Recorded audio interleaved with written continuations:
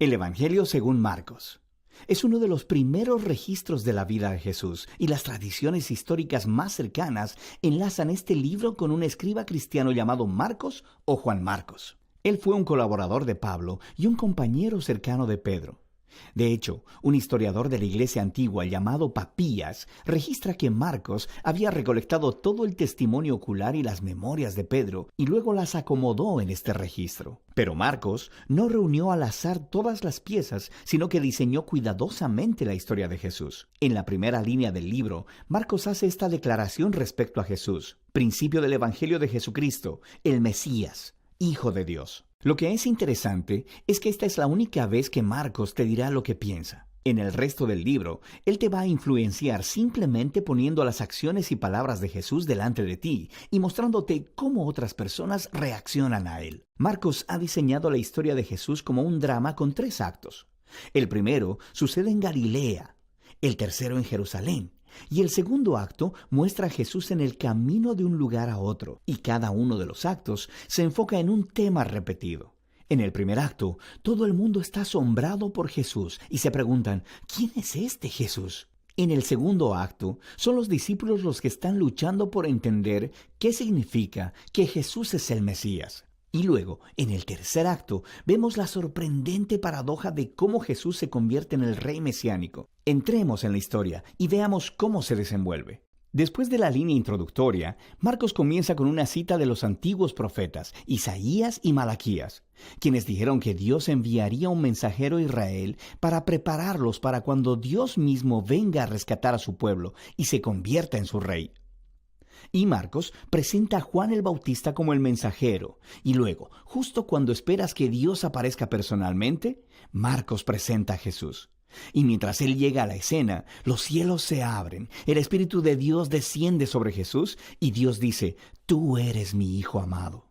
Después de esto, Marcos pone delante de nosotros un resumen del mensaje central de Jesús. Él fue por Galilea, anunciando las buenas nuevas de que el reino de Dios se ha acercado. Jesús está continuando con la historia de las Escrituras del Antiguo Testamento sobre la operación de rescate de Dios para su mundo. A través de Jesús, Dios está restaurando su reino sobre el mundo al confrontar y derrotar el poder de la maldad sobre las vidas de las personas.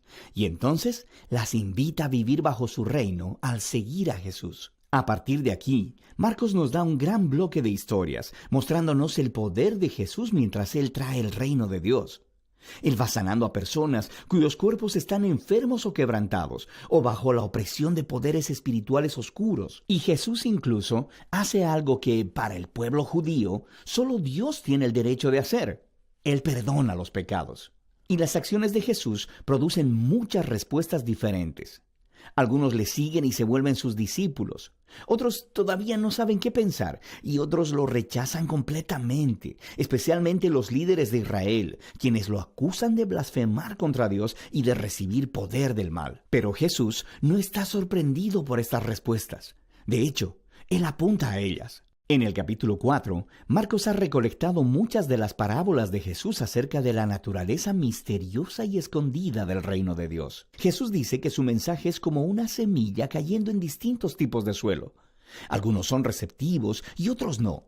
O que es como una semilla de mostaza que es muy pequeña, parece insignificante, pero luego crece enormemente y sorprende a todos. El punto de Jesús es que Él realmente es el Mesías que trae el reino de Dios, pero no luce como nadie lo esperaba. Esta creciente confusión acerca de Jesús entre las multitudes está conectada con la idea clave que Marcos enfatiza al final del primer acto, que incluso entre los discípulos de Jesús hay confusión. Ellos también están luchando por entender quién realmente es Jesús. Y eso nos lleva al segundo acto. Este comienza con una conversación crucial. Jesús aparta a los discípulos y les pregunta: ¿quién dicen ustedes que soy? Y Pedro dice: tú eres el Mesías. Pero luego queda claro que Pedro quiere decir que Jesús es un rey militar victorioso, del linaje de David, que rescatará a Israel de los romanos. Pero para Jesús, ser el Mesías significa que Él es el rey, siervo sufriente de Isaías 53, quien traerá el gobierno de Dios entregando su vida en Jerusalén. Y los discípulos no lo entienden. Ellos piensan que seguir al Rey Jesús significa ser famosos e importantes. Y Jesús deja claro que seguirle, en realidad, significa morir, como cargar tu propia cruz. Significa rechazar la violencia, el orgullo y el egoísmo, y entregar tu vida a favor de otros en actos de servicio y amor. Él tiene la misma conversación con ellos 2 veces más. Y todo culmina en la importante declaración de Jesús de que el Hijo de Dios no vino a ser servido, sino para servir y para dar su vida en rescate por muchos. Los discípulos todavía no lo entienden, responden con miedo y confusión. Así que aquí, en el segundo acto, Marcos ha colocado otra historia clave que hace eco de la introducción del libro. Jesús toma a 3 de sus discípulos y los lleva a una montaña, y de pronto es transformado. Él está radiante, con luz y gloria, y una nube los cubre. Ahora, esto es justo como la gloria del Dios de Israel se mostró hace mucho tiempo en el monte Sinaí. Y luego, 2 profetas que estuvieron en la presencia de Dios en el monte Sinaí, Moisés y Elías, aparecen junto a Jesús mientras Dios declara de nuevo: «Este es mi Hijo amado». Al colocar esta historia en medio de todas estas conversaciones en el segundo acto, Marcos está haciendo una declaración asombrosa. Jesús, el Hijo de Dios, es la encarnación física de la misma gloria de Dios. Y en Jesús, el glorioso Dios de Israel se convertirá en rey al sufrir y morir por los pecados de su propio pueblo. Esta es una declaración misteriosa que confunde y asusta a los discípulos mientras dejan la montaña. Lo que nos lleva al tercer acto. Para la Pascua, Jesús hace una entrada pública real en Jerusalén.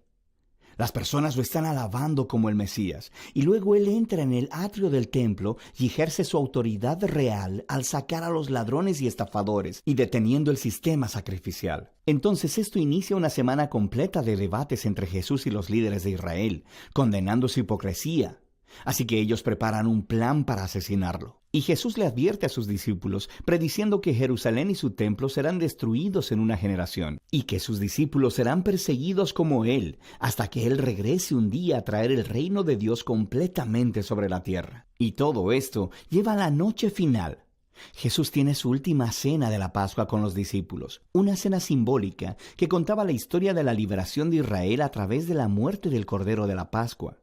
Y Jesús toma estos símbolos y les da un nuevo significado.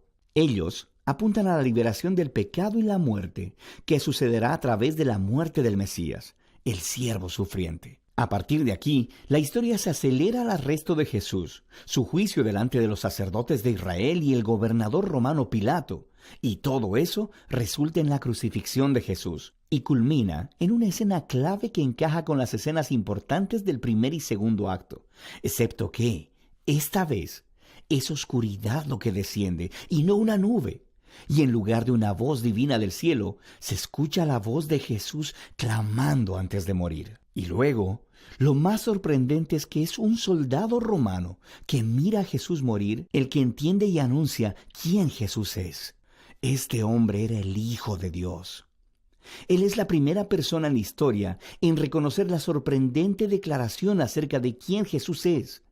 Él es el Hijo de Dios crucificado, quien es el Mesías, Jesús de Nazaret, quien murió por sus amigos y por sus enemigos. Después de esto, el cuerpo de Jesús es colocado en una tumba, y en el primer día de la semana, 2 mujeres de entre sus discípulos vienen a la tumba y descubren que la tumba está vacía. La piedra había sido removida.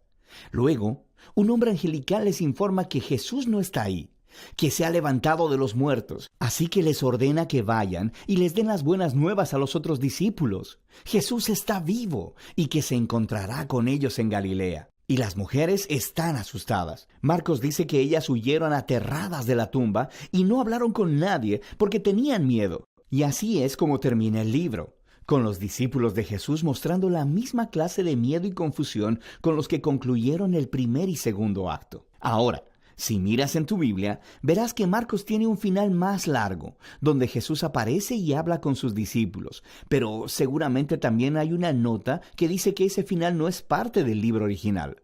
Solo se encuentra en manuscritos más tardíos y menos confiables. Ahora, es posible que el final original de Marcos se perdió, o que Marcos nunca terminó de escribir su recuento. Pero es más probable que este final abrupto sea intencional para resaltar una idea. La historia completa se ha enfocado en la sorprendente aseveración que dejó perplejos a los discípulos de principio a fin. Esto es el sufriente, crucificado y resucitado Jesús, quien es el Mesías, el Hijo de Dios. Que el amor de Dios y su reino al revés son revelados en la medida en que Jesús murió por los pecados del mundo. Así que esta historia termina sin una conclusión y te obliga a ti, el lector, a luchar con esta extraña y escandalosa declaración acerca de Jesús. ¿Vas a huir como los discípulos? ¿O reconocerás a Jesús como tu rey y anunciarás las buenas nuevas? Solo tú puedes responder esa pregunta. Y de eso se trata el Evangelio de Marcos.